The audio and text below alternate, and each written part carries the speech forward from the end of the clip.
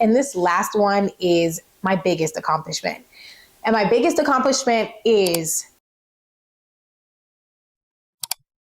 Hi guys, and welcome back to my channel. If you're new here, my name is Stephanie, and this channel is usually about raising myself while I'm raising my 4-year-old, but we talk about other things too. In this video, I'm just going to be going over some of my accomplishments, some of my not accomplishments, and just going over how I want 2023 to look and feel for me. So let's get into it. Y'all, we made it. Today is the last Friday. Well, the day I'm recording this is the last Friday of the year. 2022 is basically over. We're here. I survived. You survived if you're watching this. And like, honestly, I'm fine with just having survived this year. If that's all you did, because it's basically all that I did, I'm still proud of that, because a lot of people didn't make it to this day and are not going to obviously make it through into the new year. So for one, I'm super, super grateful on just that little bit.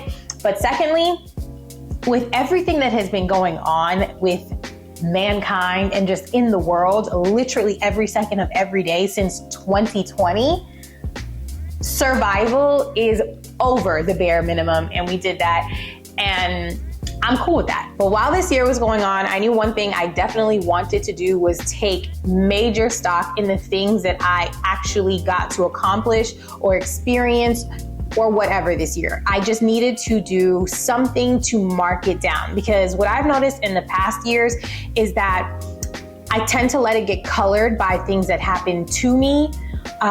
Maybe things happen for me, but at the end of the year, it feels like it happened to me, right? So we get to the last couple of days and New Year's Day is coming up, and I'm just like, damn, like, this was just another year that was asking a lot of questions. I don't have any answers. Maybe next year is gonna, like, you know, I'll accomplish this and I'll accomplish this and it'll be better and things will change. But I never actually sit down and have some sort of a log to go back to and remember like concrete moments where I did the damn thing. So this year, I told myself I was going to actually write down accomplishments as they happened and keep them in this jar. Did I skip some of them? I'm pretty sure. And that's a little brag on me, because this seems a little, and there's just like Post-its, but I know I did a little bit more than this. So if I remember them, I'll be adding them as we go on. But I wanted to read these out loud with you guys. This is my journal. This is my diary. You guys have been here with me for my growth. So some of these you may know, but I definitely know some of these I don't remember. I haven't opened these since I started them. So I'll write it down. I'll put them in there. I think the last time I put an accomplishment in here, an achievement in here, was 3 months ago. So I really do not remember what these are. So we're gonna open them and then we're gonna go through them together. And then I'll just share with you guys some of my thoughts and then just some of my outlooks for next year. All right, so let's get to opening the first one. So you've paid your own rent and bills with self-employed money since December 2021. I wrote this one in August 22. Yeah, so I went on an entrepreneurial journey December 2021. So in the spirit of transparency, I'm gonna tell you guys exactly how I was able to go full-time entrepreneur in December of 2021. So I left New York. If you've watched any of my other videos, you'll see I kind of left New York in a bit of a hurry, but I knew my time there was done if I needed to get away from just the toxicity there, and just my time there was actually up. I needed to change my environment completely. In doing so, I ended up going back home to my parents' house, and because I wasn't paying rent there or having any of my New York bills there, which is rent again, I was really able to stack money there. I was still working remote as a teacher. I worked as a teacher and teacher coach in New York, and that was pretty lucrative. I was making some good money, but in New York, when you're making good money, it still seems like it's no money. But without having those responsibilities on my back, I was able to like put that money away. I ended up not staying at my parents for a while because, please. So when I left there, that's when I kind of blindly moved up here. When I came up here, I had some money put away. Charlotte was pretty cheap, whatever. So I knew that I could like cover the things that I needed to, and that was just fine. I'd stopped working the job in New York officially when I moved here, but I was still receiving the rest of my contract payments. So basically I was not working, but yet getting my exact same salary. So my monthly payments, my monthly checks or whatever were the exact same.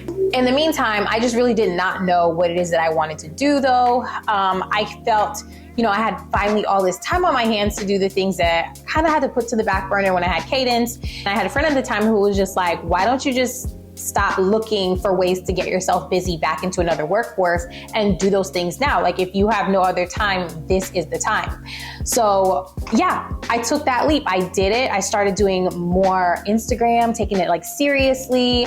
She would even at some point, she lent me her card that she wasn't using. I didn't want to put too many things on my credit card.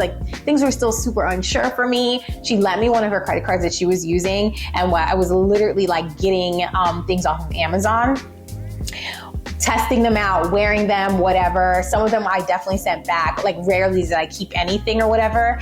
And that was blowing up. My Instagram was blowing up on Amazon, in Amazon influencer stuff or whatever. I ended up creating my own website before I even got accepted to Amazon influencer program.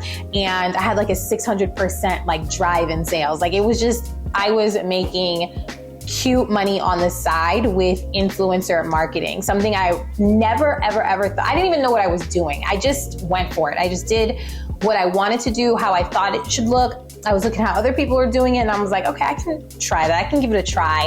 And I gave it a try, and it was actually really successful. And I told myself, if I can somehow find a way to cover the roof over my head, which is always my biggest, and I feel like it's anyone's biggest thing. If you had to not worry about the roof over your head, what would you do with all that time you're saving in worry, right?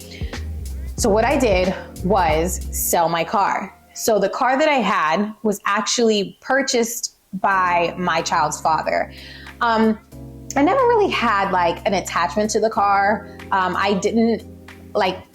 I've talked about this in another vlog. I never had an attachment to that car. The car that was given, it was given to me outright, fully paid for, but it definitely felt like a payoff to me. So it wasn't something I was attached to. And I'm really not attached to material things, period. So the opportunity came up and I said, I don't want to worry about my rent and I don't want to worry about a couple of other things. And I know this car would cover it. If you know anything about 2022, it was a time to sell a car. I literally got back every single penny that he paid for that car. I didn't pay anything on it. My insurance was even paid up for the year. So when I sold it, I got back the exact amount of money that car was worth driven off the lot. With that money, I was able to pay my rent in advance, paying off everything else that I needed to, paid off all my credit cards.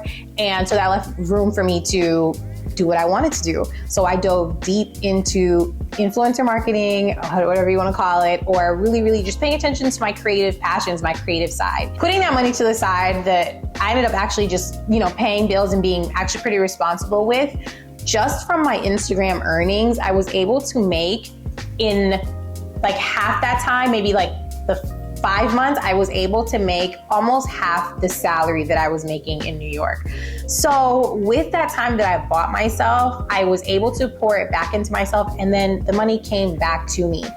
So I really bet on myself. It was the very first time in a big way that I have ever bet on myself. So there were a couple lessons there for me, never be attached to material things for one.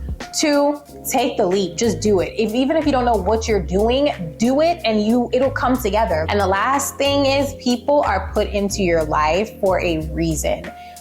She had no reason to be trusting me to give me her card to do any of that.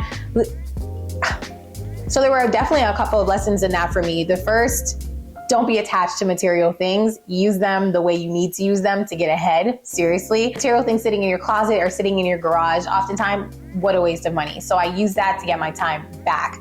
Secondly, just do the damn thing. I had no idea what I was doing. I had no idea what influencer marketing was. I was way behind any of that Instagram, whatever. I'd started Instagram niches a couple of times, but then gave up. But I just went for it this time. Just did the damn thing, and I learned as I went. So do the damn thing. And then third, People are put into your life sometimes for a season, but it's always for a reason. That friend I was talking about, I don't know the last time I've spoken to her. We're all good, everything is fine, but she had no reason to trust me with anything at that time. But what she did end up doing was creating an opportunity for me to get ahead, to be able to take care of myself, to be able to take care of Cadence, and to be able to do what I'm doing with you guys right now. So she was in my life for a reason, and I don't take into, I don't take that for granted at all with her or anyone else that came into my life for 2022. All right, so moving on, I'm gonna try to keep these like little anecdotes a little shorter so this video is not a billion hours long. All right, so the next thing is you've gotten paid a brand deal every month since November of 2021. All right, so when did I start? I went full-time I went full-time December 2021, but my brand deals started in November of 2021, so a month before that. And I feel like this brand deal, oh my God, do I even remember what it was? I feel like my first paid brand deal was with Osea, which I'm still super obsessed with. If you want to try Osea, definitely use the link in my bio. Osea, anything, everything I stand for, not because they're my first paid collab with anything, but because their products actually work. I use everything they have, especially their body oil. I stand behind her. She's everything.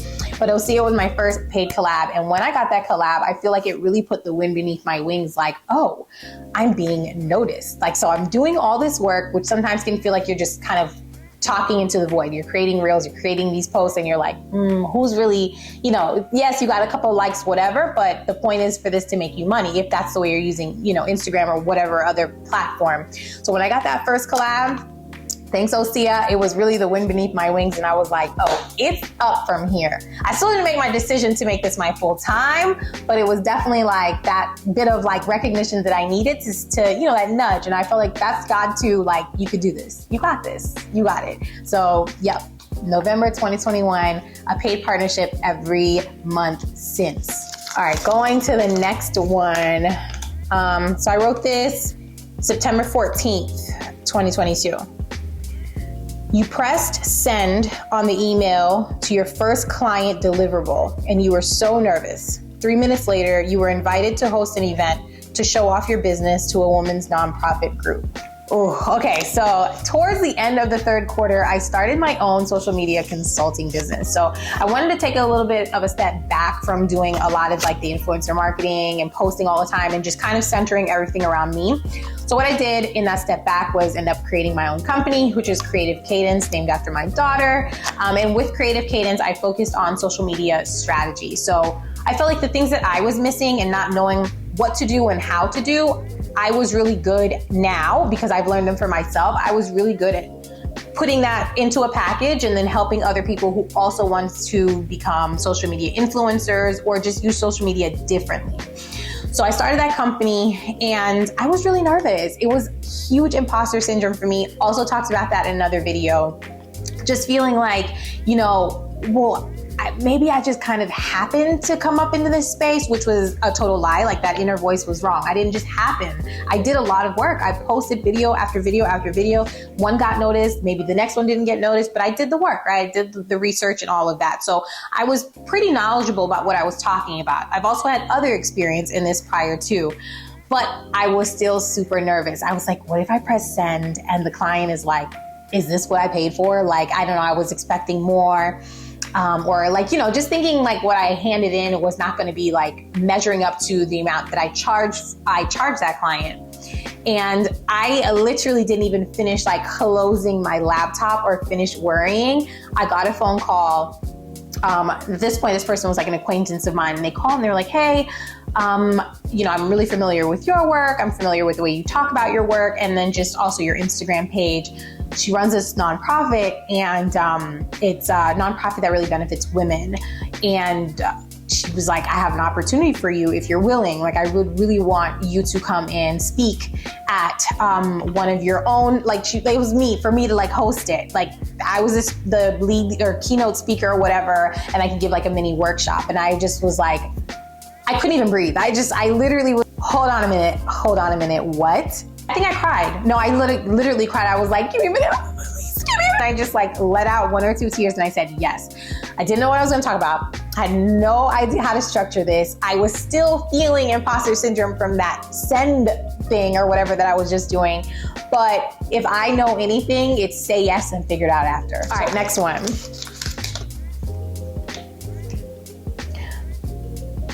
Wait, was this a goal? I think I started this as a goal, but then I actually hit it. So this says 1,000 subscribers on YouTube by the end of February. So yeah, I definitely hit this goal and I hit it way before February. So hi guys. Yeah, I was really just wanting to move into the YouTube space. This is like nothing I have ever done before. Instagram and YouTube, even TikToking, they're two different. Like YouTube is a beast of its own. Like people don't realize how much work YouTube is. It's easier to be successful on Instagram, whatever successful is measured to you, but you know, the baseline of successful, it's way easier to do that on Instagram than it is on YouTube. It's because on YouTube, you can literally be an influencer without being a content creator. Because you film something and put it up does not really mean it is content, my opinion. Whereas on Instagram, you really need to be a content creator in order to be successful. People do not like, engage with, or respond to your call to action if your content doesn't stand out to them. It does need to have a certain formula. It does need to look a certain way. And it does need to actually teach something within that small allotted time. Whereas you get on YouTube and people are like doing this luxury life, doing whatever. And it's just super alluring. And then so people are like really caught onto that, especially the younger crowd. Like you get on here, a lot of the people I'm subscribed to are like way younger than me. And I watch them because it's like an escape from my own life that sometimes is like really hard. Their life might be really hard, but they're not putting that on here, right? It's just like a lot of alluring, glitz, glam, whatever, which I love. Don't get me wrong. I'm definitely subscribed and I definitely tune in. You know, I'm one of the girls. I'm one of the whatever else their followers are called. But yeah, I just feel like it's just two different beasts for sure. And so 1,000 subscribers in just shy of under a year was huge for me. So I was able to monetize my YouTube and I'm still going. I definitely am about to go so ham in 2023. So be ready for me because I would love to grow my YouTube channel way more.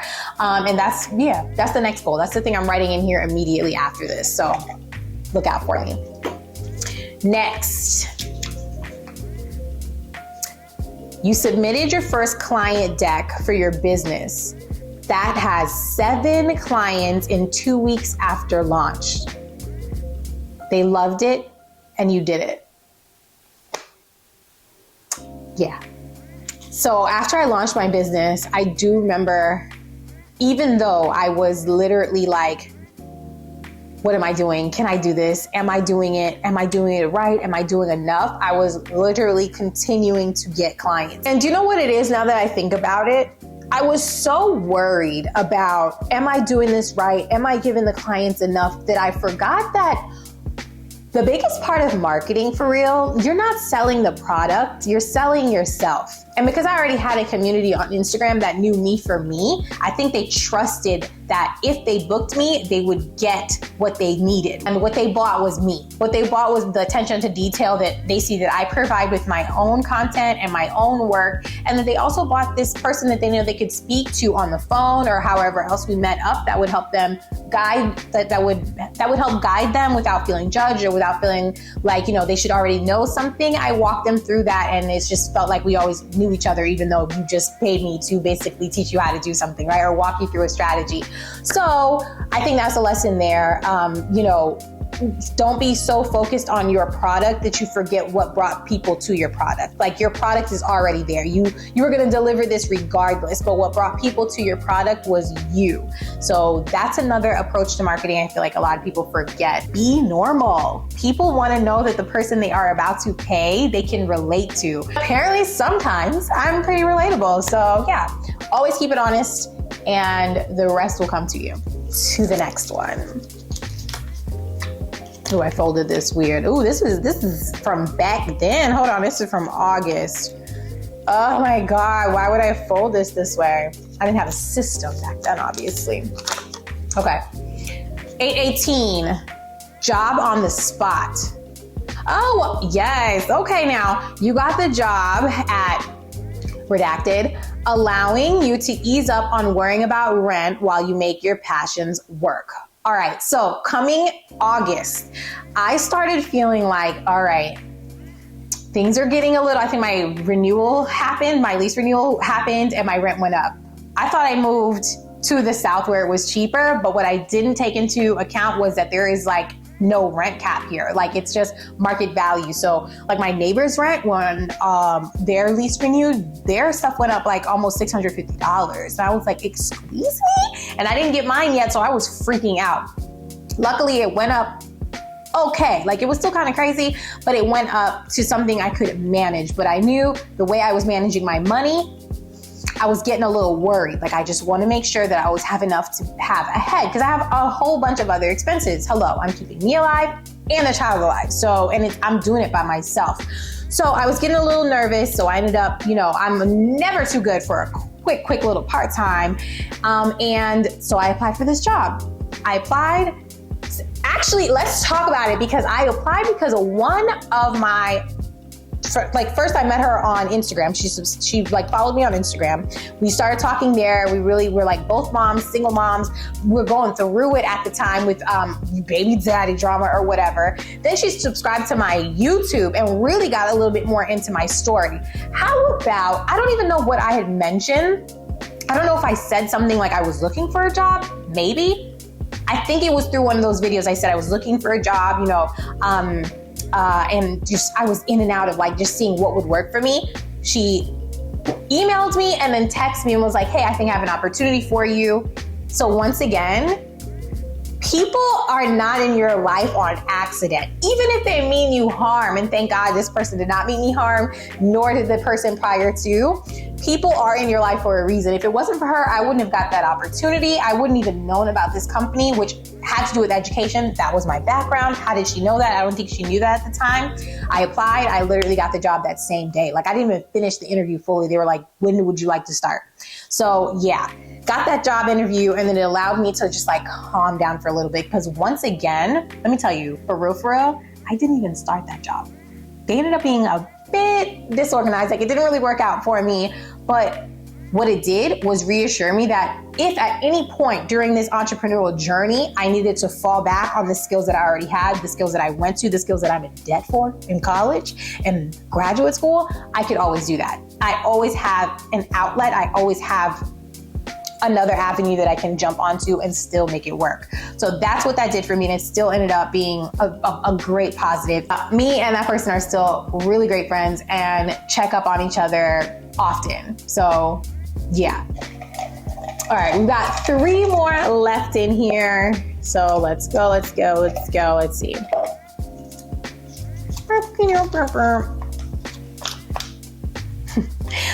All right, this one's kind of easy. As of July first of all, this is June, so I wrote the wrong date on here. This says, so this one says, as of July 2022, you've lived in Charlotte for 1 year by yourself. So I actually wrote the wrong date on here. I moved here June, like the last week of June. And what's today? December 30th. So I've been doing the damn thing. And that's all I have to say about that. I've lived in many places by myself. I lived out of the country by myself, but this one was very different because I felt like I did one escape, a second escape, and then finally came to a place that I called my own and that I created my own stability in, and no one can take that from me. Have they tried? Yes. Did they win? No. Second to last one. Let me see. Yeah, see, these, you could tell these are the older ones. I did not have a system. Why would I fold this with the sticky part?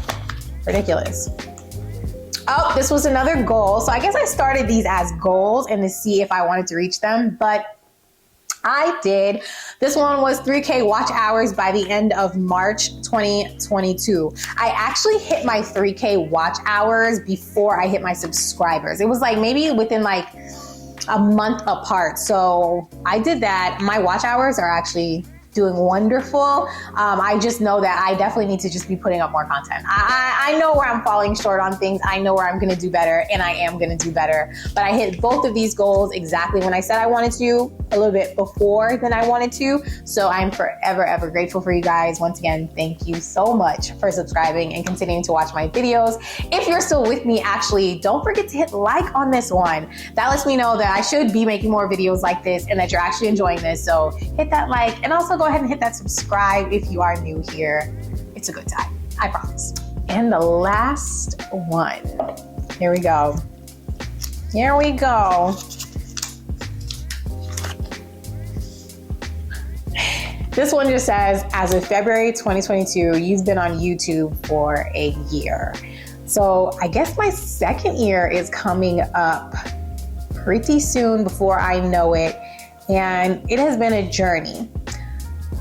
For me, YouTube has been a lifesaver. And I'm not exaggerating when I say that, because if you rewind to my first YouTubes, especially when I moved to Charlotte, I started being extremely open about what I was going through with leaving a toxic relationship, more specifically leaving a relationship with someone who is a narcissist, and learning what that means, learning how to navigate that, learning what impact that has on my life and how to regain control of my own life. And again, while trying to keep myself alive and then also trying to keep my child alive.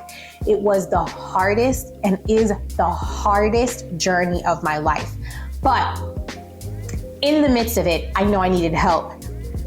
As a Libra, as a people person, to a certain extent, I knew that I needed community. I knew that the way I was feeling was not unique. It was not singular. There was no way no one else was dealing with this. And I felt like as I was learning how to navigate, as I was learning, what a person who is narcissistic does, how they act, what it is, it was helping me overcome that. And I was like, listen, the worst thing you can do is go through something and not possibly help someone else who is going through it, right?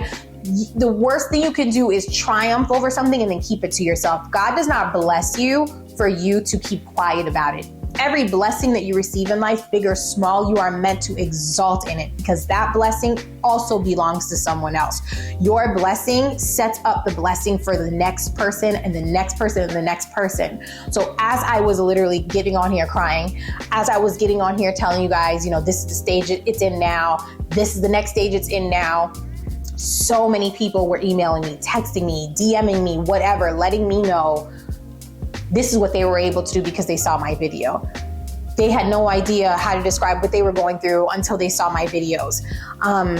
They've left and they wanted to give me advice on how to get through the next steps and the stages that I didn't even know were coming up. So YouTube has been a life-saving platform for me, and it has been the place where I have been able to grow the most in my actual real personal life. And I am forever grateful for that. I'm grateful to myself for taking the leap, and I'm grateful to all of you who have engaged with me in the way that you have. And I continue to, only pray that we can get bigger and better, and the engagement just continues to grow for 2023. Okay, so that was it for the notes that I left for myself in here, but I'm gonna add one more. And this last one is my biggest accomplishment. And my biggest accomplishment is I made it another year. I'm already getting teary-eyed. I made it another year raising myself and my kid all by myself. If you have done nothing else for this year but survive, that survival is enough. Sometimes this year I had no idea what my name was, what day it was, where I was, or if I ate that week or that day. But I knew one thing, my kid was happy, and that's all that mattered to me. It was hard as hell, nothing harder. But every day she woke up and had the things that she needed. She didn't always have the things that she wanted, but she always had the things that she needed. By the grace of God and by my hard work, we survived another year. And I'm just so excited, and I'm already giving praise for the things that I'm going to be able to give her next year, bigger than this year. I'm claiming that. And the things that I'm able to show her next year through my own growth, through my own actions or inactions, or the journey that I take, I'm claiming that as well.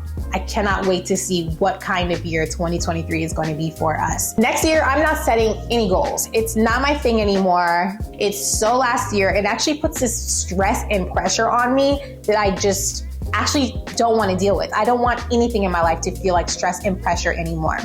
So I read this thing on Instagram, which was like, the perfect permission. It came at the right time, and it's from this mutual that I have. Her name is Brandy. She's a Libra as well, hello, and just writes amazing think pieces, and this one just came at the right time. And the gist of it was basically, instead of setting goals and instead of like doing all these like, I'm gonna do this, I'd like to do this, which is fine. If that's what you do, that's fine.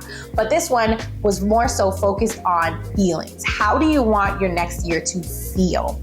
And for me, because this year was so full of fighting for my life, I want next year to feel restful. So that's my word, that's my feeling for next year. I want it to feel restful.